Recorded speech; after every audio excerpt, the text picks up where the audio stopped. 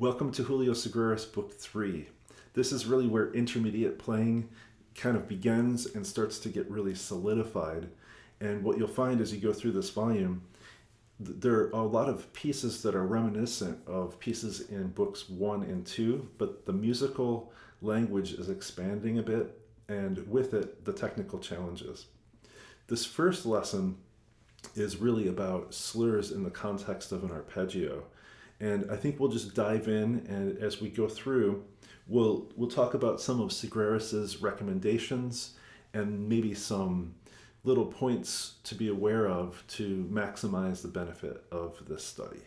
So here's lesson 1. It starts on an A minor chord. Now you could have that all prepared if you like, because we're starting at the beginning of the piece. That's essentially what's happening, except that he has pull off. So we're playing an A minor chord, we're pulling off to the 9th of the chord. And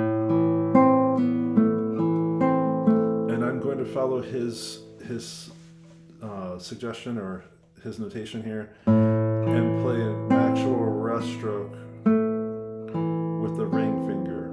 Let's practice this a little bit. I'm choosing to let the notes sort of overlap, but what you could do is when you play the middle finger right on beat 2, you could silence the B, but for now I'll just let it kind of hang.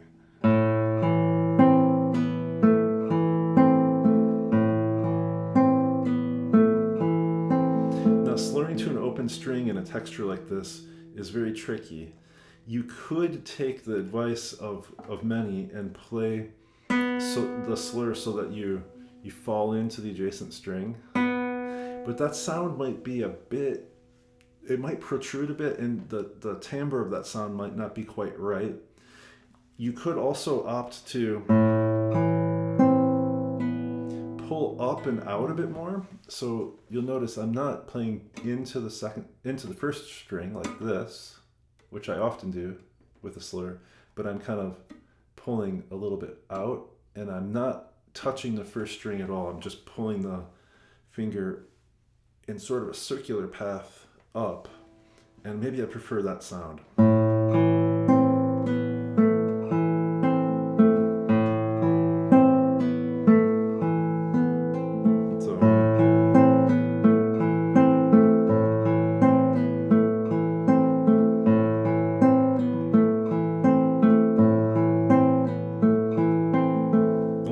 Stroke there in the whole bar.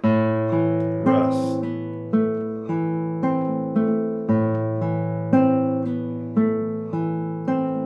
Now, as soon as I play the D, I let go of the left-hand fingers, but I have to prepare 2-1 right away. So we're going from an A minor harmony to a D minor harmony.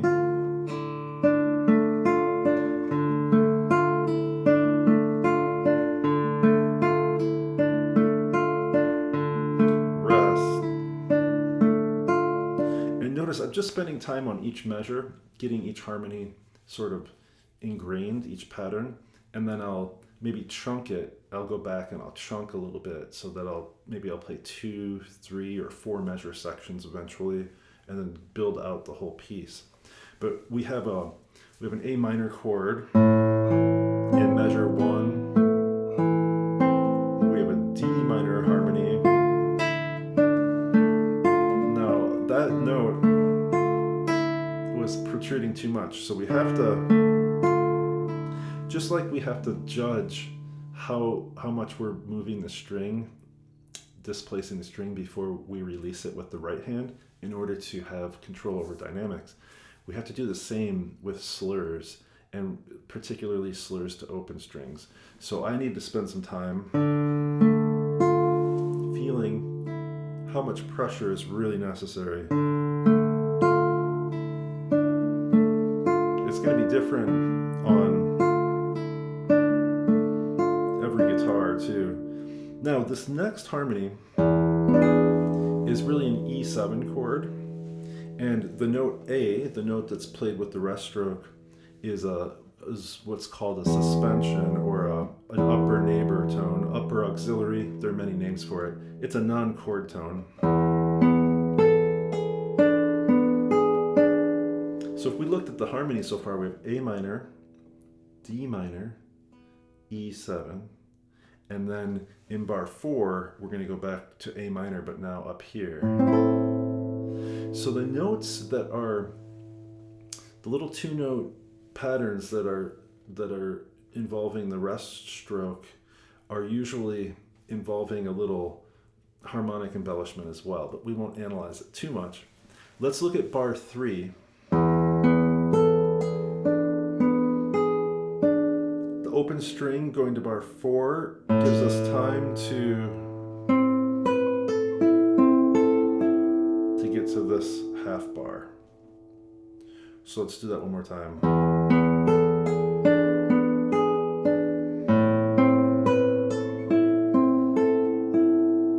Now, here we have really an A7 shape now. This is what we call a 5 of 4. It's a secondary dominant, secondary function chord. It's going to a D minor harmony in bar 6. But the technique is really identical to the technique in bar 3.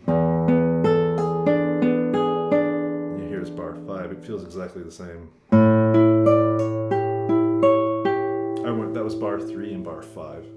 Now in bar 6, we've got the half bar here.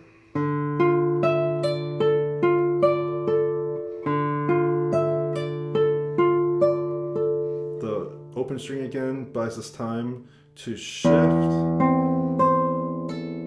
And now in many places you'll see as composers are drawing the music to a cadence point or like a section ending, they might change the harmonic rhythm.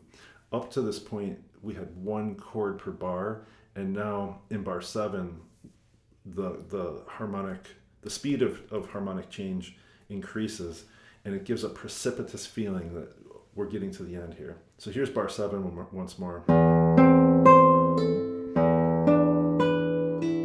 That one I have to be really careful with, that I don't pull that off too hard. Dampen the other notes. So bar 8, we maybe want just that note sounding. Now at the double bar, by the way, fin means end, so what's going to happen is this piece has really an ABA form. We play the first 8 bars, play the second 8 bars, and then we're going to go back to, you'll see it at the very end of the piece, the DC is da capo, to the head. So back to the head until the end mark. So it works out to be ABA. Here's the beginning of the second section. This is measure 9.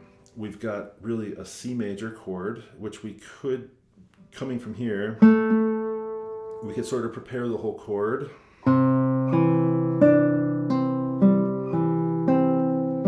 And then we've got to put this preparation in maybe sequentially. So we start with everything down like this. C major chord. Leave the first finger down, I think, and then play 2, 3. This is a type of B7 chord over, G7 over B. And now a full bar.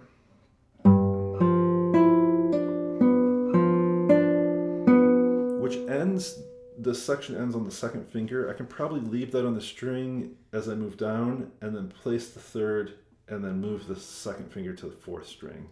This kind of continuity helps. Now, so far in the second section, we have a C major chord going to the G7 over B. Then we have a G7 here. To C. Now here we have really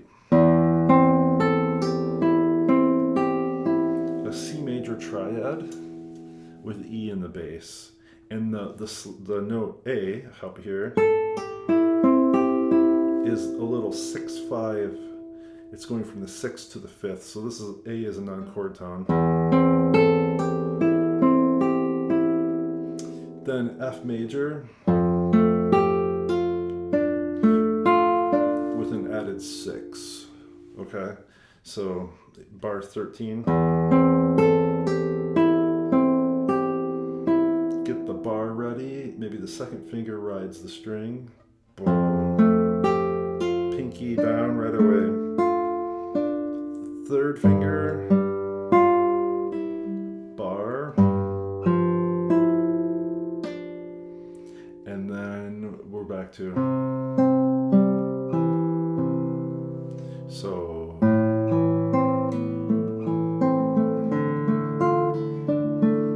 slide the second,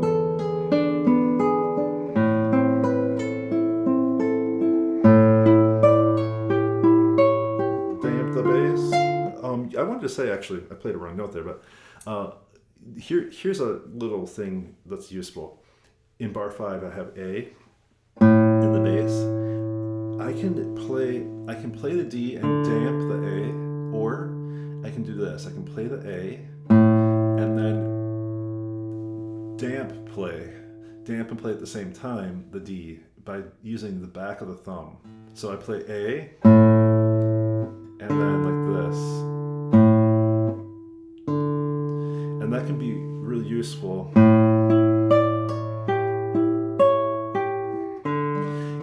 It's a little more stabilizing than maybe moving the thumb totally for the dampening. See, I go like this. Boom.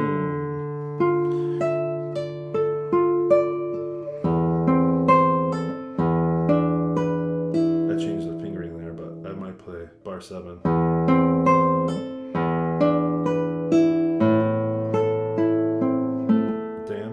Now C.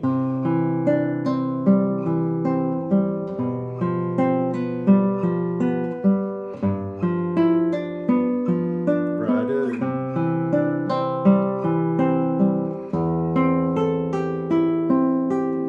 Bar. Pinky down right away.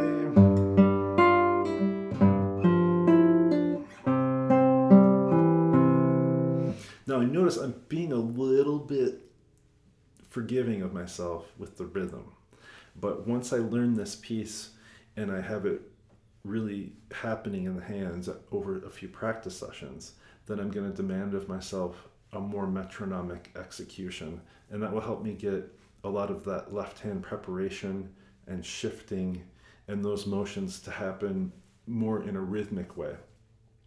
So I hope some of those things are helpful for you practicing this piece. And I think, as I often say, I want to keep these videos here at about 15 minutes to 20 minutes. And so I'm going to stop here and go on to lesson 2 in another video.